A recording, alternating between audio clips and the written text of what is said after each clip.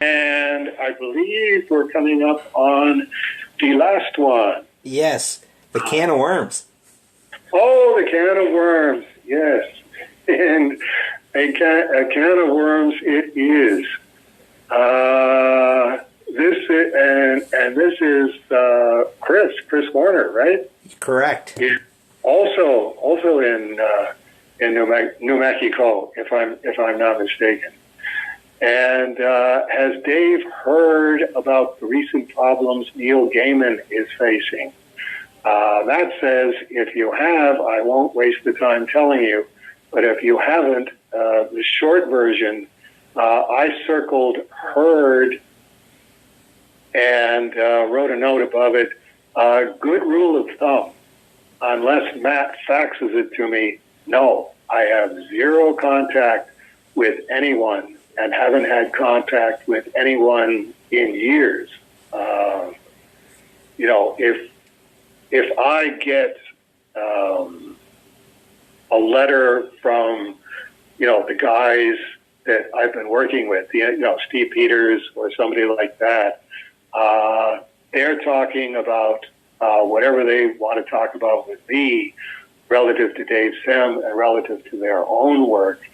I can't picture Steve Peters going, oh, by the way, did you hear that blah, blah, blah, blah, blah, because it's just not something that would happen. I know it's very difficult for people to picture because I get the impression that because this is a Neil Gaiman thing, this has been going around like wildfire. Like, have you been keeping up on it? So the reason why I phrased the way I did is because I didn't know if maybe it made the newspaper with, because... Oh, okay. No. There hasn't been any, so far anyway, any mention in any of the newspapers that I read. So... Well, let me finish your distillation here first, and then we can... The distillation is essentially... Because this is how weird this whole situation is. There was a website that everything I sent you is basically the first however many paragraphs of their article about it. The same website also did a 4-part podcast where they interviewed the women about their allegations. Oh, okay. And I'm like, okay, this seems like it would be kind of one of them stories that would have legs of, okay, this would get picked up, and like, every now and then I do a search for Neil Gaiman and hit the news tab on my phone to see what came up, and it's, this story, a week later, it's this story, 2 weeks later, it's this story, and now it's a month later, it's this story, and then a number of articles referencing the initial story with Neil's response, but like, that's it. Neil apparently has disappeared from social media, and now it's turning into a, have you heard about Neil? And it's quote unquote the mainstream media is avoiding this story, and I'm like, well, is there a story? I mean, the allegations came out. Neil put out his statement, and then he disappeared and isn't talking to anybody. And it sounds like it's not like there's a stampede of people coming forward going, oh yeah, I knew about this. So it's all sizzle. There's no steak. Right. So, but please continue, because this is the part. This is going to be the juicy one where all of a sudden we're going to get enough people listening that we can make money at this. Well, that's shabby, but it's definitely the criteria I've always had with Please Hold for Dave Sim is anybody is more than welcome to ask a question about anything. That's the only time and way that I found out about Ed Piskor was that somebody asked relative to Please Hold for Dave Sim. Again, it's like people just really can't believe you really haven't heard anything about this. It's like, no, I don't have any contact with anybody in the comic book field in that kind of sense.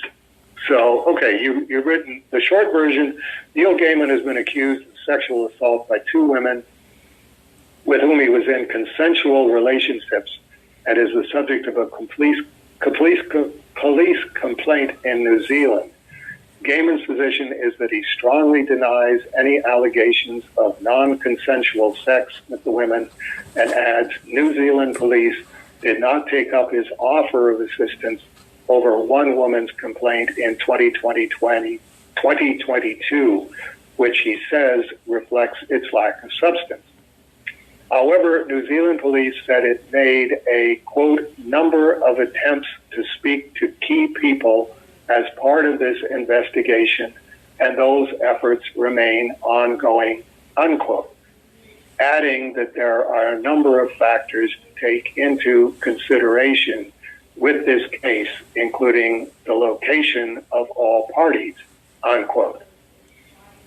The allegations span 2 decades and concern young women who came into contact with Gaiman, the 63-year-old best-selling author of The Sandman, Good Omens, American Gods, as a nanny to his child and as a fan of his writing. Okay, and then you say, and with that, we wrap up. I'm a guest over 3 hours of please holding. Thanks, Chris. Okay. Another good rule of thumb is, like I say, unless, Matt, you fax me, I just heard that Michael Zully died, so I thought I should let you know. It's like that's how the only way I would know Michael Zully has died. This is the only way I would know about the Neil Gaiman story. This is the only way that I would know about the Ed Piskor story. It's not one of those things where I'm going, gee, what if there's things that Matt's not telling me that I should know? It's like most things on the internet are in that gossipy category of I don't want to know about that. I don't listen to gossip, and if somebody actually tells me gossip of some kind, I usually forget it immediately because it's just that's how my brain works. It's this is information, this is news, this is theory, this is politics, this is gossip. Gossip just goes straight in the wastebasket because there's no use for it. It's detrimental. But in terms of here's what you sent to me. I would say everything in quotes in the article that you sent me doesn't explain what's going on. Like a number of attempts to speak to key people as part of this investigation, and those efforts remain ongoing. Does that mean that they haven't spoken to Neil? Does that mean that they haven't spoken to the women? Does that mean that they haven't spoken to one of the women? Does that mean that they haven't spoken to somebody who witnessed this, whatever it was, or it said you can ask so and so, she'll tell you yes, this is what happened, and she was there and she saw it. Unless I know who the key people are, it's like, well, the police are the arbiters in a situation like this. So unless I know what key people means and how that relates to it, then that's not saying anything. Same thing with a number of factors to take into consideration with this case, including location of all parties.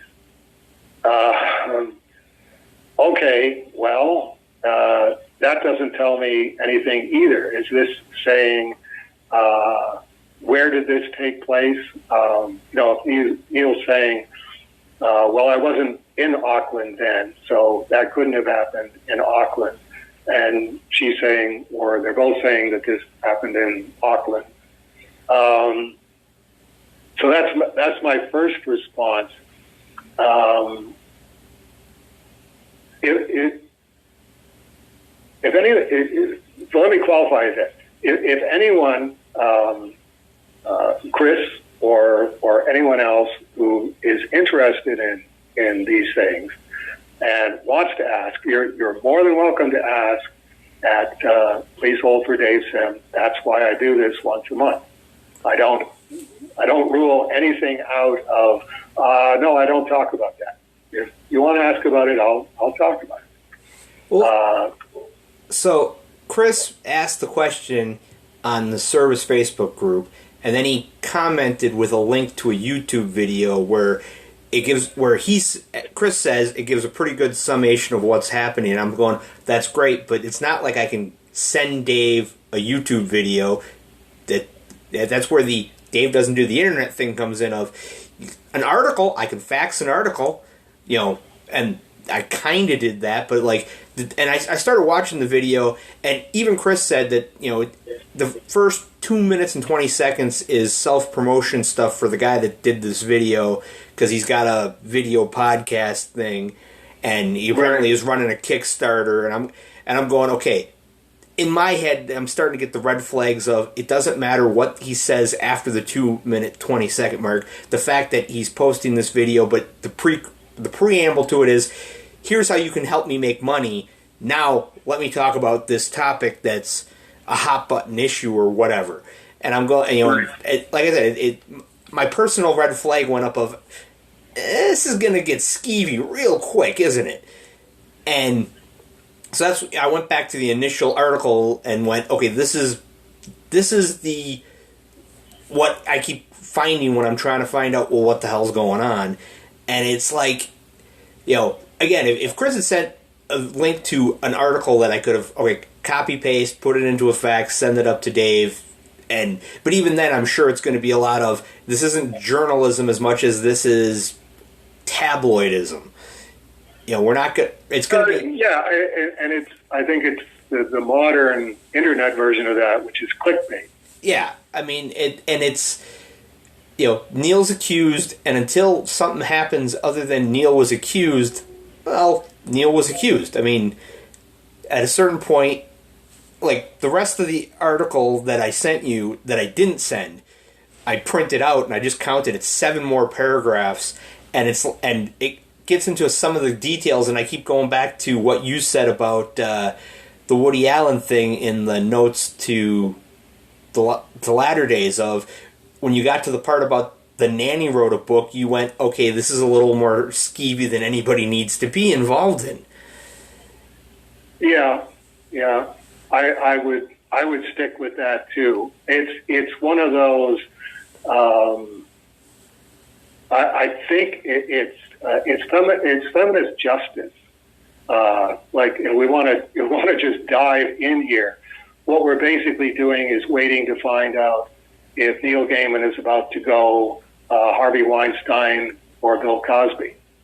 And that's really what it is here's either the first 2 of however many it takes to say, okay, we don't care about justice. We don't care about courts of law. We don't care about the rule of law. We're feminists. We believe the women. Here's 8 of them. Destroy this person. Neil Gaiman has to be fired by Netflix. Neil Gaiman has to have this done to him. Neil Gaiman has to have this done to him. Neil Gaiman has to have this done to him because we say. And it's like, we can try and pretend that it's anything besides that, but all we're doing is pretending. So let me pick up from if somebody wants me to comment on something like this, okay, you send me what you consider the information, which you've done here. If this isn't all of the information that's available, then I'm certainly more than willing to take a look at however much additional information there is. But I can pretty much, I'd have to read the full transcript of any police interviews with the complainants. It would have to be police interviews. It can't, it wouldn't be here's the women talking on a podcast. It's no, these are serious. This is a serious criminal charge theoretically. So consequently, all that matters is the police interview and their complaints. It's they're complaining to the police, and the police are at least saying, okay, well, we haven't closed the case. We haven't said, no, this is there's nothing here, and we're not pursuing this any further. We've closed this. It's no, we're it's still open, at least in that sense. I can pretty much guarantee that even if you could get the police interview with the complainants, that would just lead to my coming up with a list of unanswered questions I would need answers to before I could offer an intelligent opinion. The same thing, if this leads to charges being filed and the police referring one or both cases to the Crown Attorney in the New Zealand jurisdiction, whatever the New Zealand jurisdiction is, I don't know, is it Auckland City Centre? Is it this? Is it that or the other?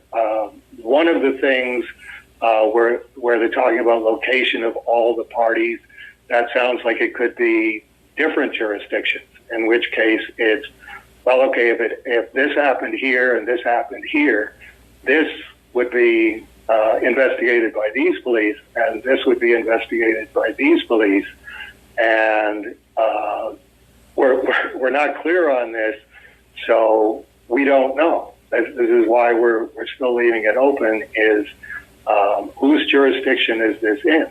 This is how official stuff works, is jurisdiction, chain of command, who's in charge, who's making the decisions, and what are they making the decisions on the basis of? And in a democracy like New Zealand, it's the rule of law. This is we don't close this investigation until all of these boxes have been ticked.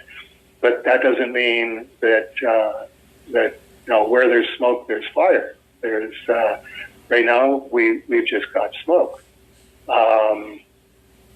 So the jurisdiction thing, if the police refer it to the Crown Attorney in a jurisdiction or two jurisdictions or whatever, then I would need to read whatever the text is of the formal complaints and do what I assume Neil's solicitor would do if it gets to that point, compare the police interview to the formal complaint for inconsistencies. That's just how criminal justice works in terms of if there is enough smoke there, so you go, okay, could be a fire, could not be a fire. Then it's you've already got the police interview that led to the charges being recommended to the Crown Attorney, and the Crown Attorney going, okay, please, bring the complainant in, and now we're going to have the formal complaint where this person is now, they've stopped being a complainant and now they're about to become a plaintiff in a trial, in a legal proceeding. That automatically moves us into reasonable doubt. Anything that suggests reasonable doubt, that's going to factor into the Crown Attorney saying, okay, yes, we are going to trial with this, or no, we're not going to trial with this. And whatever is in the police interview and whatever the formal statement is, that's usually what happens with these things. They go, okay, well, this detail, and this detail, they don't match up. It's it happened in Auckland in the police interview in 2013, and in this one it happened in 2014, which is why one of the central considerations in criminal justice, and particularly in these kinds of situations, is you really need to report this when it happens. If you're going to be, as feminists, training your daughters in how the world works, you can't fume about this, and you can't leave it so that you're not giving fresh details to the police. It has to be, this happened last night, or this happened the day before yesterday, and here's what I have to say about it. And it's unnerving. I feel like I'm being shaken to pieces sitting here in front of a police officer saying this, but that's why I have to say it now, because I'm talking about what actually happened and what my reaction is to it. As soon as you have, this is where the gap comes in of, okay, you report it to the police, and then there's the delay while it's investigated, and then the police have to decide, do we refer this to the Crown Attorney? You can't just throw stuff at the Crown Attorney. They're going to say, okay, what have you got here? And it's like, well, this is what we think that we've got, and this is why we're referring it to you. Then if that's 3 months later before they do that, then this is not an open and shut case, because the police do refer open and shut cases to the Crown Attorney immediately, because the police know the situation that they're in, which is, we're going to get called to be asked about, okay, when the plaintiff said such and such, what did you say to that? This is what the transcript says.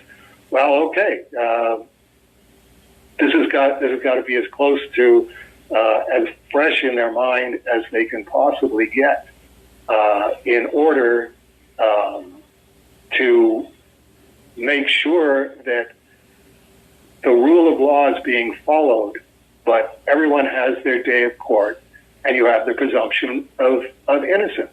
There is no presumption of innocence on the internet.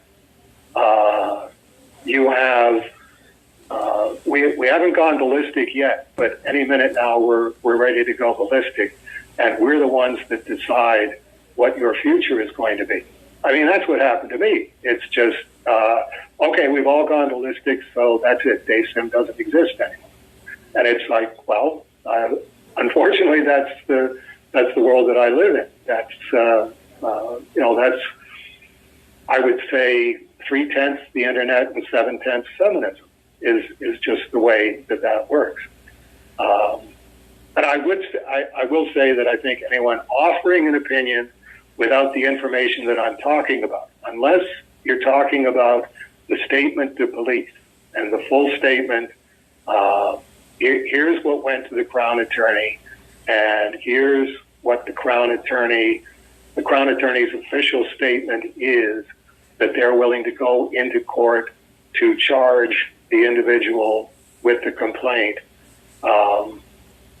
If you're not looking at those, then it's just rubbernecking and muckraking. Okay, having said all that, this is again dragging DaySim out of reality and into feminist delusions and the hallucinatory internet and indignance and blah, blah, blah, blah, blah, and emotionalism and the whole roller coaster thing. Okay, I have to have my say on my side. I have to separate this into by own inferences, read how God's clockwork mechanism works. After his divorce from Mary, every sex act Neil Gaiman engaged in and engages in is adulterous and adultery. And it's a progressively toxic meat grinder. I'm speaking from experience. It will chew you up. The only exception is a 100% faithful, lifelong, follow-up marriage. Evidence suggests. The evidence that I look at, this is what happens. I have no idea what, I knew what Neil Gaiman's situation was, in the late 1980s, and it's definitely, if anybody could be tempted by fornication and adultery, it's Neil Gaiman, because he was surrounded by a much larger pool of willing candidates, and let's be honest about that. It's women who wouldn't have slept with me or wouldn't have slept with any other comic writer. Would have slept with Neil Gaiman because it's like he's a real catch. If you get to be Neil Gaiman's wife number 2, that's what the feminist professional leagues are all about. We're all competing. As Colleen Doran said, she was at this meeting of librarians, and Neil Gaiman was there, and she's going, they're treating him like a rock star. And it's like, yes, and a rock star is an incredibly vulgar thing. Rock stars are Moon, June, Spoon, playing, playing, playing, money for nothing, and your chicks for free. And it's like, that's the most loathsome kind of adultery going. It's to be in that situation isn't enviable. Trying to find a way to explain this to people is arduous, and it's like I came to the end of this. Okay, this is all that I've written in answer to you to what you're asking, Chris. So this is all I have to say over in the delusional circus that you inhabit, that you call reality. And let me be very, very blunt about that. I'm not on the internet, so I haven't driven myself insane. You people are on the internet. You have driven yourselves insane. But also, there's basic morality. And I'm going, right, like this is, when I'm explaining, I was adulterous from the time that I got separated from Denny, which was August 1983. And the last adulterous act that I committed was the relationship with Susan Alston. And the last time I had sex with Susan Alston was February 1998. So as 15 years of adultery, and now 26 years and 3 months out of adultery. No adultery, no visiting adultery, no possibility of adultery. Adultery is off of the table. Adultery, there's a reason that it's in the 10 Commandments. It's because adultery is the same thing as murder. That's why they're side by side in the 10 Commandments. It's not, it's another lifestyle choice. Me and this married guy, we went out for drinks, and we just hit it off, and before we know it, there we are back at his place, tearing each other's clothes off, and blah, blah, blah, blah, blah. And it's like, you're married, and he's married. That's adultery. You've now committed the equivalent of murder. And I'm going, okay, how do we explain this? How do we explain the co-equivalence?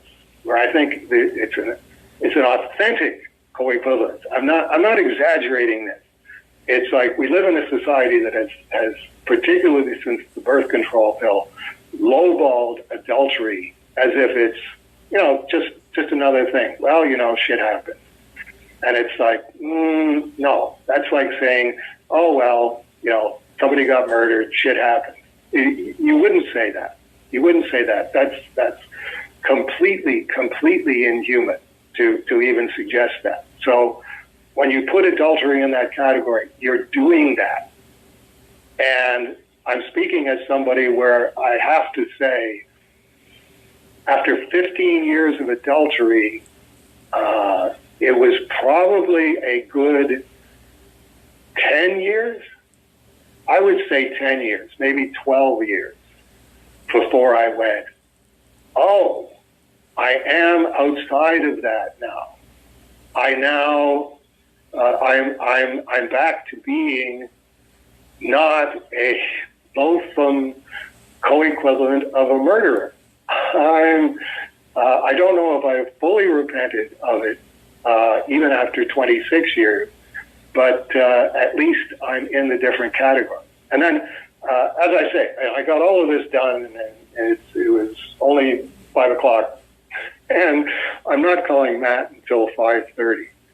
And I'm going, to try and understand this, try and convey this to people who are, as the judge said to Oscar Wilde, dead to all sense of shame. How do I convey this? And I thought, Crime and Punishment. Raskolnikov, the character who commits the murder in Dostoevsky's Crime and Punishment. I'm not going to tell you nice folks that you have to go and read Crime and Punishment now. It's a very, very thick book, and I quite understand anybody's hesitancy to read it. But if you read, I'm sure it'd be very easy to find this on the internet. Just say Crime and Punishment, Dostoevsky, after the murder, after he's committed the murder, and that section of the book. So we'll say, read that section of the book, 50 pages, let's say, or even 40 pages. And here's what that does to you. Here's what that does to a human being who thinks, oh, I got this all under control. I know what's going on here. It's I'm going into this with my eyes open, which Raskolnikov definitely, that's the way he perceives himself, is that he's intellectualizing about the murder, and then he actually commits the murder, and then goes, oh,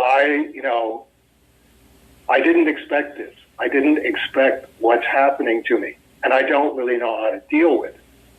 And then the rest of the book is pretty much, here's how I have been separated from reality into a completely separate thing. This is what damnation is like.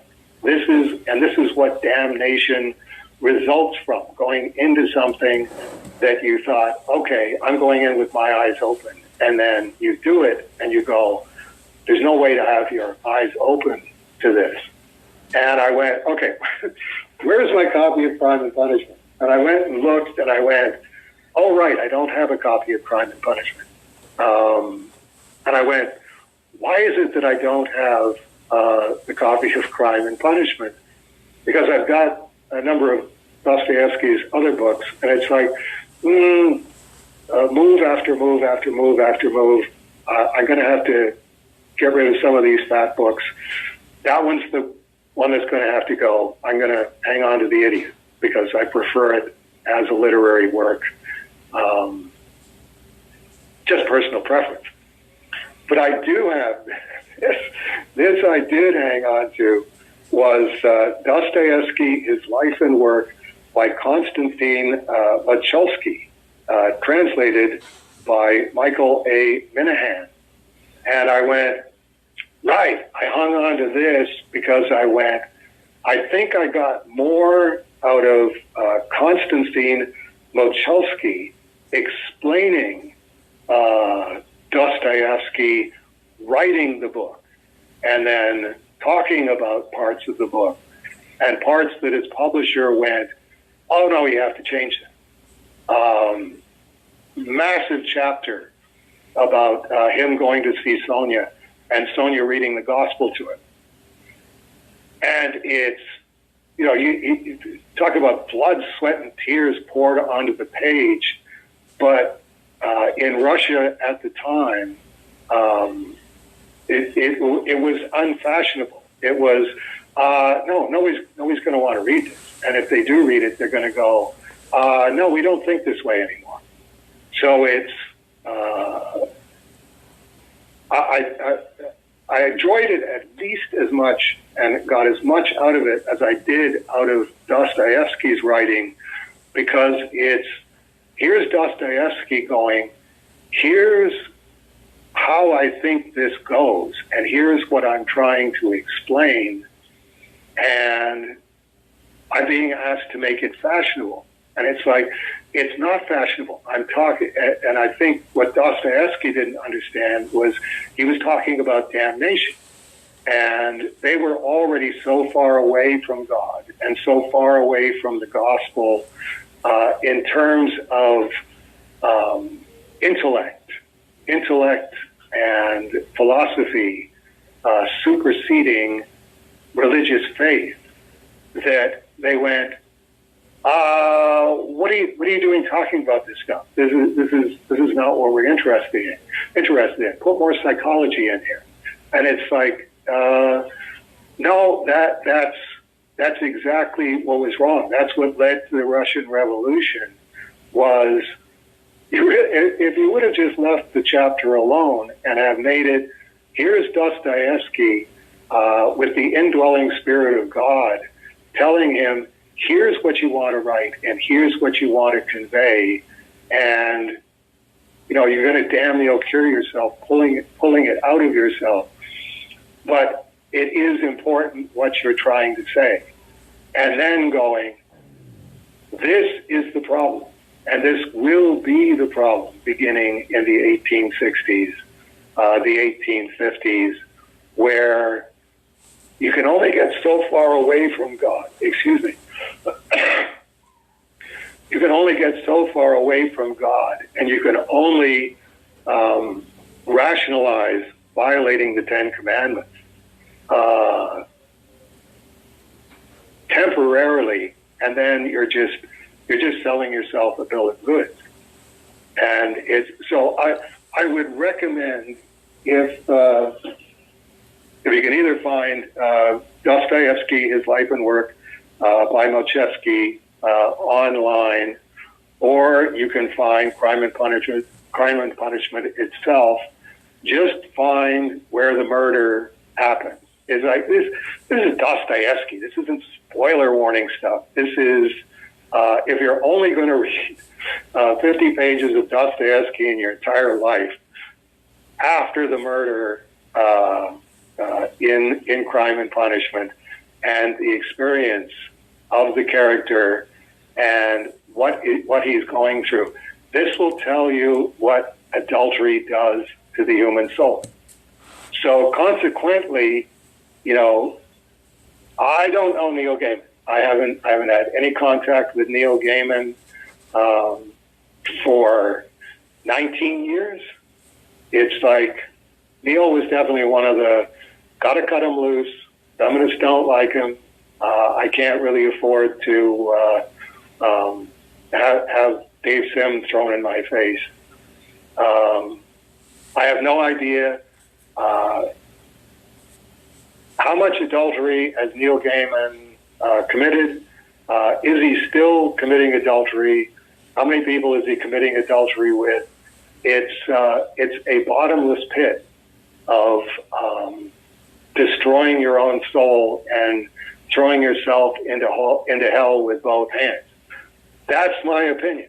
That's if you come to Please Hold for Dave Sim and you want to ask me about one of these he said, she said online stories, it's like, okay, well, I can't talk about it over here in your frames of reference because you live in a cesspool, and there's no point in trying to discuss a cesspool with inhabitants of a cesspool. I live over here where it isn't a cesspool. So if you want to talk about this, that's fine. Over here is what I have to say, and I would say if you're an adulterer, or you're considering adultery, or you're on your second marriage or your third marriage, or you're juggling a couple of girlfriends, or whatever it is that you're doing, that you're thinking, well, this is just the way I'm choosing to be. We're grown-ups. This is consensual. We're both going in with our eyes wide open. If you'll just read Dostoevsky talking about someone violating one of the 10 commandments and what this does to you, that only someone with the intellect, and capital I intellect, of a Dostoevsky can convey this accurately. Please read that and go, here, according to Dave Sim, could be completely wrong. Always wish everybody the best on Judgment Day. This is what you're doing to yourself, and you have to either get out of this, and speaking from personal experience, you're going to be probably years, closer to a decade out of it, before you go, okay, wow, I don't know if I'll ever be clean again, but at least I'm not cesspool dirty. I kind of was looking it up because the details that are out about the whole thing, it's one of those, I just get that icky feeling when it's like, I like Neil Gaiman's writing. I don't know him I met him once at a convention, and the 5 minutes we interacted were very pleasant, but at the same time, it's like, I don't know. I mean, thinking about, mentally preparing for the phone call today, I was thinking about, there's a George Carlin, he's got 3 books, and each of the books he's got a section called Shortcuts, where it's just 1 or 2 sentence jokes. And right. It's just a quick joke. And the one I kept coming back to with the Neil thing was, one of his short takes is, I wonder what Stephen King thinks about when he masturbates. Because it's a funny bit, because Stephen King writes some really weird stuff. And you got to think, well, if he's doing that, what is he thinking about? And it's the same thing of, I don't know Neil as a person. I mean, I his reputation, his works, that's it. What does he think about it late at night when he's by himself? Nobody really knows. And at a certain point, I don't need to know. I know Good Omens. I like Good Omens. It's a fun book. And if you're a fan of, if you let me put it in the internet cesspool terminology, if you were a fan of Neil's before you heard about this, and now you're not, and you're disappointed that you can't read the book, just think of it this way. All the good bits were written by Terry Pratchett. Oh, come on, you'd have to prove that one. Well, but that's the thing. You can just mentally think, you can, convince yourself that all the good bits were Terry Pratchett and all the not good bits are Neil, and that way you can read the book, and when you get to the not good bits, you're like, Neil, you brought the book down. And if you were a fan of American Gods, and now you're like, well, how can I ever read this again? Well, it's a book. I mean, it's entirely possible that Dostoevsky was just brutally murdering chickens every chance he got. He just absolutely hated chickens. I mean, it's possible. I'm not saying it is. I'm just saying it's possible. And if you like chickens and you think chickens are a noble creature, how could you read Crime and Punishment? Well, I mean, it's Crime and Punishment. It's there. No one's putting a gun to anyone's head saying you have to read anything. We'd like you to read. I have to bring, because this is Please Hold for Dave Sim, I have to bring it back in the direction of, I think one of the major problems with society is the idea that there's no harm in fantasy. You can fantasize about whatever you want, and whatever you get off on, well, there you go. It's just me masturbating, so it doesn't matter. I completely disagree. I completely disagree that if you go there mentally in order to arouse yourself, then you're already there. It's quoting George Carlin again. On the Catholic faith, if you're planning to go downtown and sin, save yourself a cart fare. You already did. I mean, and that's the problem with. Except I don't see that as a joke now. I see that as that's part of a disciplined mind. That's part of a disciplined soul. That's part of being a monotheist. Is not going to places mentally, and if you find yourself straying to a place mentally that you already know, no, I don't go there anymore, and I don't even think about going there anymore.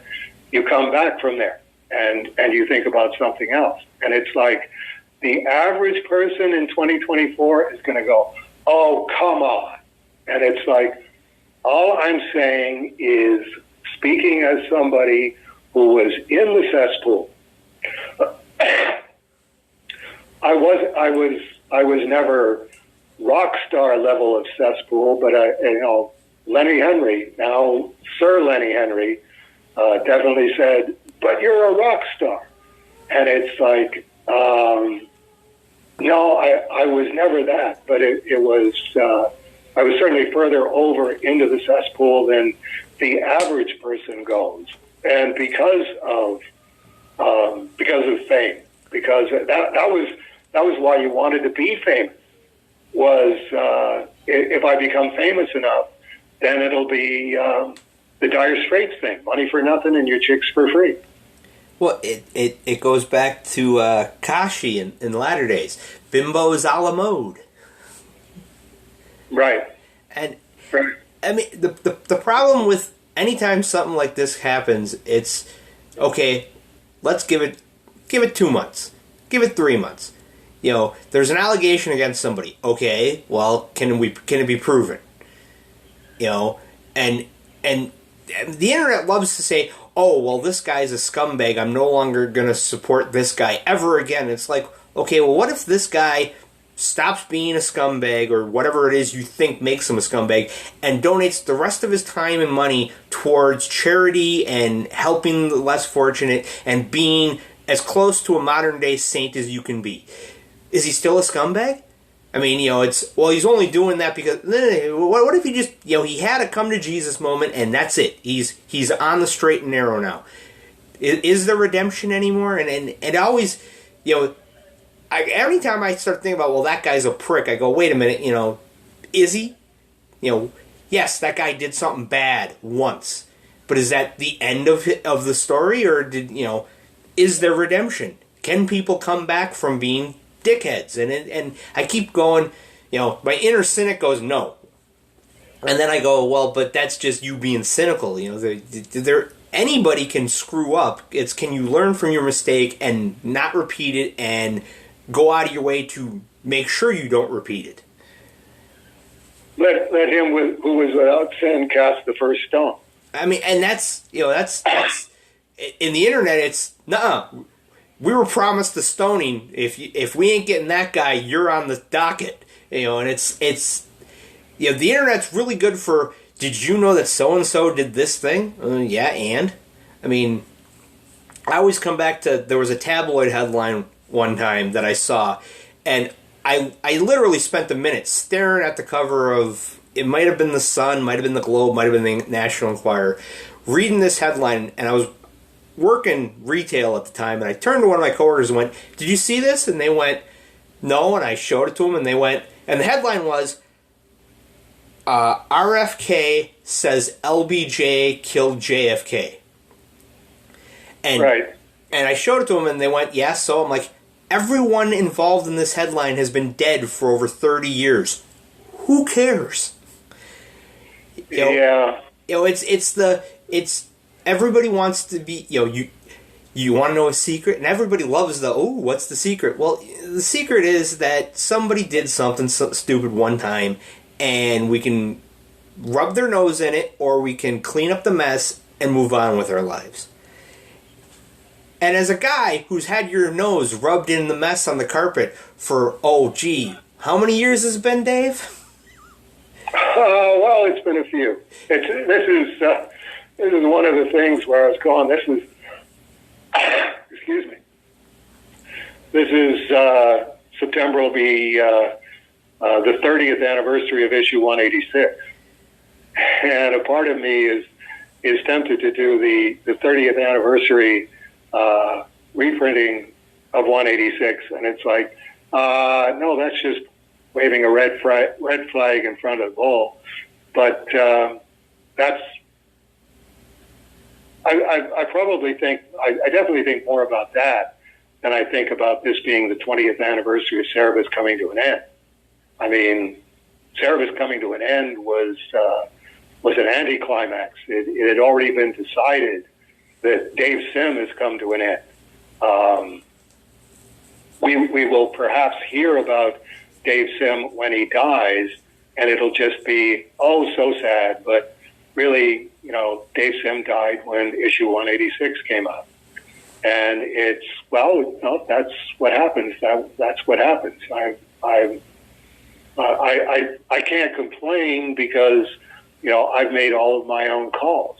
And certainly I wouldn't have learned as much as I've learned if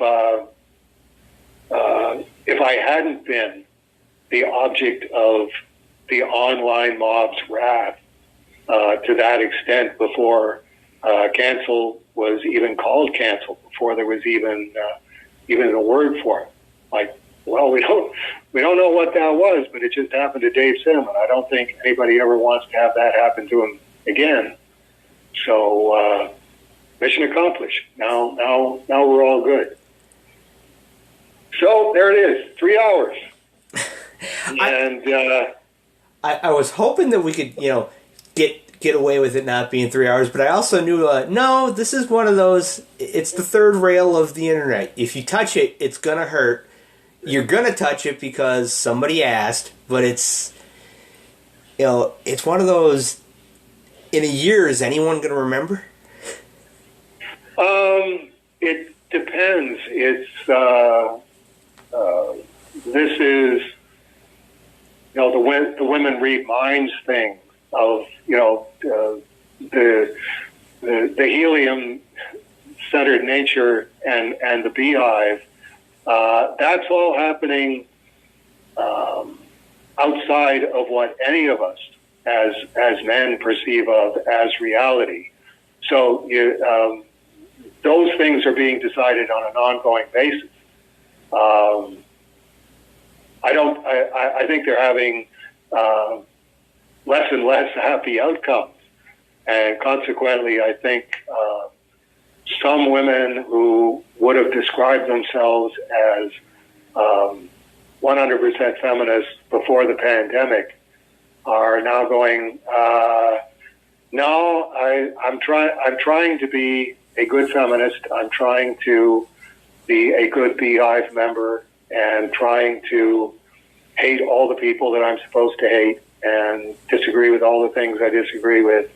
And this is just getting a little too esoteric for me, so that everybody is either getting down to their own one-person silo or their, this is me and the missus, and this is our silo. And, we maybe got the kids in here, but I'm not looking to really have any kind of community outside of that. All communities are in quotation marks because I would maintain exactly these things. We have to draw the line, and we have to take a stand, and people have to say something. And, do you still support Neil Gaiman? And it's like, well, okay, that whole constituency has now been divided. That, Neil has scrupulously maintained, we all think the right way, and we're all good people, and we're all very, very careful, and that's going to save us. It's the same thing that I said with the Ed Pescore situation. If you think that you're immune from this, if you think that this can't happen to you, you're not paying attention. So all the best to Paula and to Janice Pearl and to Bullwinkle and to Bonnie and Clyde and whatever the other iguana's name is. Okay.